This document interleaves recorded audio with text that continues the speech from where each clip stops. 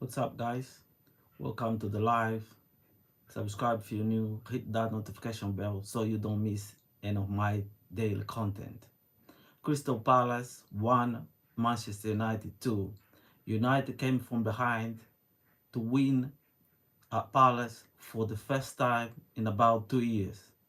This has been Crystal Palace's first defeat since mid-February.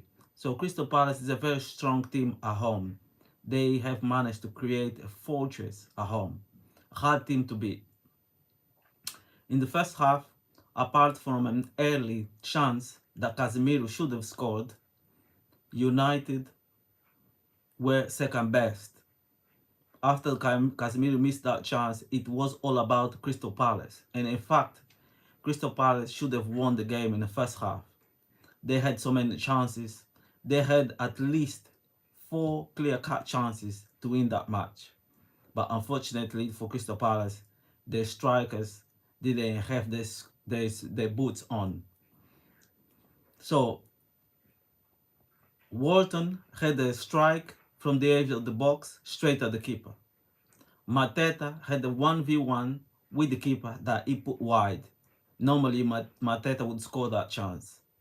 And then Nketiah, who came on for Ismaila Sarr, took too long inside the box and allowed Luke Shaw to get back and slide and block the shot. So, fantastic recovery from Luke Shaw from a clear-cut chance that Nketiah, if he wasn't a bit rusty for not starting many games for Palace, Nketiah should have put that chance away. So, Crystal Palace should have been at least 2 or 3-0 up in the first half. And then came the penalty. A terrible mistake by Yoro. He should never try to tackle from behind. There was no chance he was gonna win that chance. There was no chance he was gonna win that challenge.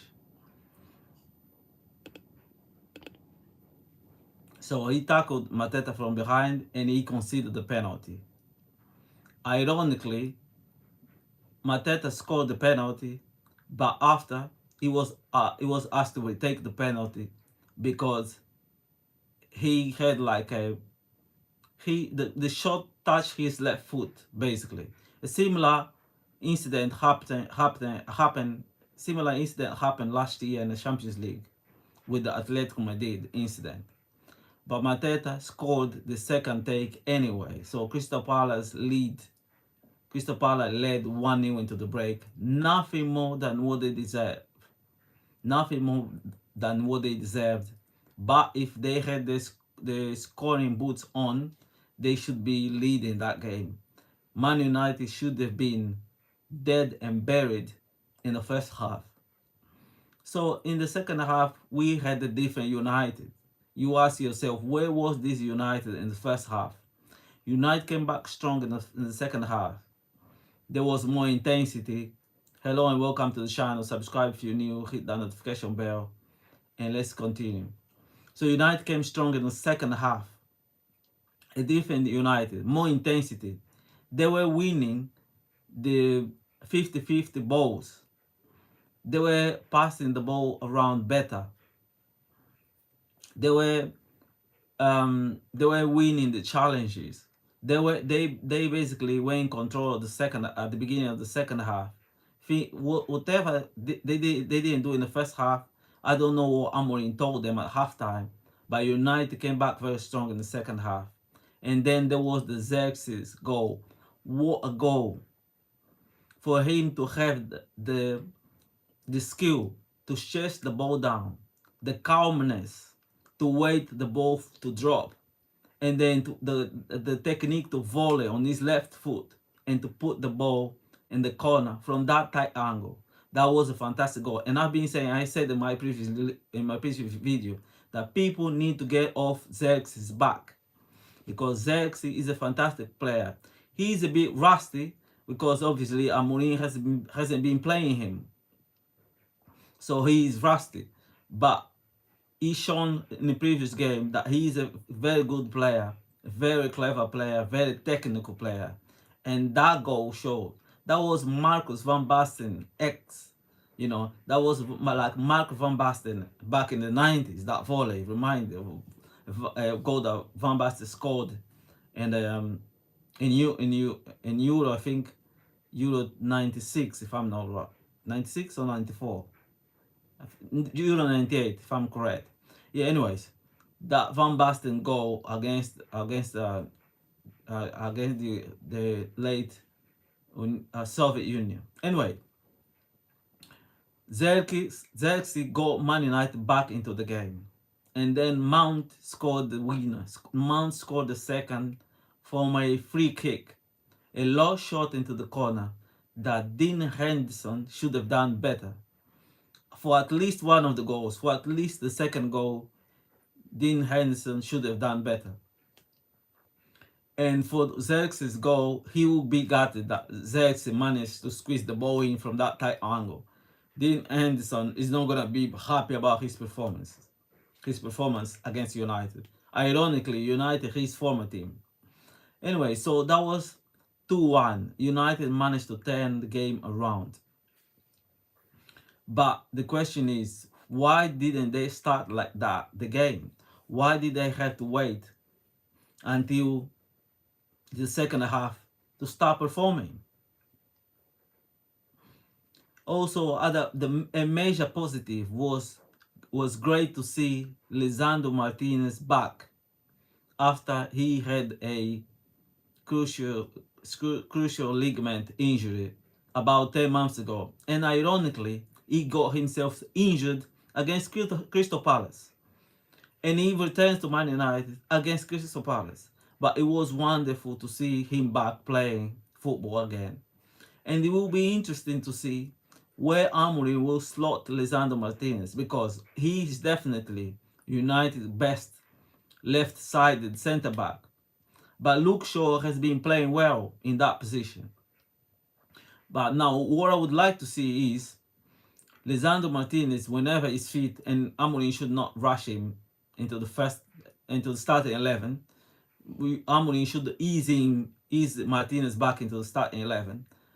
And when he is fully fit and ready to start, I would like to see Luke Shaw reverted back to his left-sided left wing position. Left wing back position, that's it. Left wing back position. Because there is clearly a weakness in that left wing back position. And Amorim doesn't seem to trust Dogo at all. He plays Dalot there sometimes. And we all know that Dalot is not a very good left back. So I would like to see Shaw as a left wing back and Martinez as a left-sided centre back, because there is an imbalance in Man United's team. The team is so imbalanced on that left side, and having two natural left footers there would make a huge difference. So let's go for the player rating. Lamens, I'll give him 6. He didn't do nothing wrong. He had some few crosses that he missed, but he wasn't at fault for the goal. Of course, Dalot was the one who conceded the penalty. So Lamens gets a 6. Euro, I would give him a 5. I would say Euro didn't have his best game for United. He seemed a bit nervous. He of course gave away that penalty when there was no need for him to make that challenge, and the lead was on Mateta anyway. So Euro didn't have his best game for United. He gets a 5. Now the lead gets a 6. The lead was very good. However, Crystal Palace had a few runs straight through the center of the defense. I don't know where the lead was. Probably trying to attack a corner. But he had an overall very good game. Luke Shaw, I'll give him an 8. Luke Shaw was one of the standout performances for Man United against Crystal Palace. He's a contender for the man of the match. I'll give him an 8. Played very well. So Luke Shaw gets an 8. Dalot gets a 6. Playing out our position on the left, not his natural side, but didn't make any major mistakes. So Dalot gets a 6. Then in the midfield, Bruno was quiet in the first half, but he was lively in the second half. Bruno was played very well in the second half, so I'll give him a 6 as well. Casemiro, nothing wrong with his performance. Could have scored in the first half. So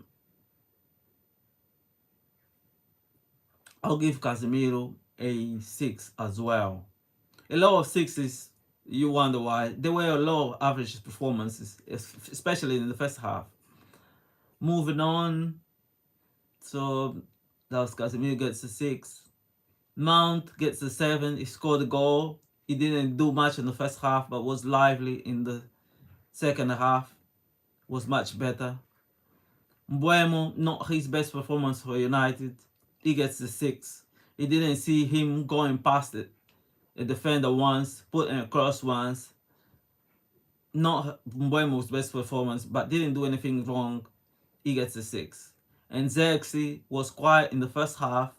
His hold-up play wasn't the best, but he scored a fantastic goal. Zirkzee is also a contender for man of the match for me, for the way he changed the game around for Man United in the second half. So Zirkzee gets a 7. And the man of the match, in my opinion, is going to be Luke Shaw. Luke Shaw gets an 8, and he's, for me, the man of the match. He was the difference in defense. That block on Nketiah, if that is 2-0, Man United is not going to get anything from that game. And that was down to Luke Shaw. Was the best Luke Shaw performance I've seen this season for United. He's in very good form, Luke Shaw. So I guess an 8. So Luke Shaw is my man of the match. Let me know in the comment section down below, who was your standout performance? Who was your standout performer for United against Crystal Palace? And thank you for watching. Don't forget to like, comment, share, and subscribe. Hit that notification bell so you never miss any of my daily content. And if you enjoy football analysis like this, subscribe to the channel, and I'll see you on my next video. Thank you very much. Thank you for watching. Bye bye.